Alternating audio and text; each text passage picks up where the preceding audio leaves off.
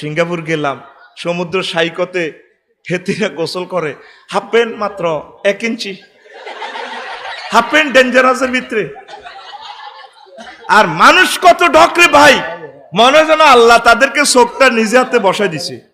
চোখের ব্রু গুলা, চুলগুলো, মাথা। মহিলারা ভলিবল খেলে সমুদ্র সৈকতের ইয়ান্দি, হেতি বল এটা মারে দে গেন হাতে। আর মনে হয় 100 আফসারির শক্তি হইতির লোক হইতো না। আসিচ্ছা নেটে যা দেশ অবিকল।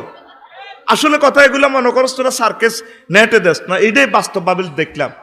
তা আমার লগে নোয়াখালী বেগম সেনবাগের বন্ধু বান্ধবরা আছে, আমি মহিলাটার দিকে চাই কান্দি দিলাম। তো হ্যাঁ এইটাই তো কইয়ে, তাই কান্দি দিছি, কাঁদছি। আর আরে কান্দেনের দিয়ে আফসারি কি বালা লাগে, কান্দেন না করে ভাই কাঁদতেছি। দেখ আকাশের চাঁদ ফেল লাইটের চেয়ে তারা আরো ডকের।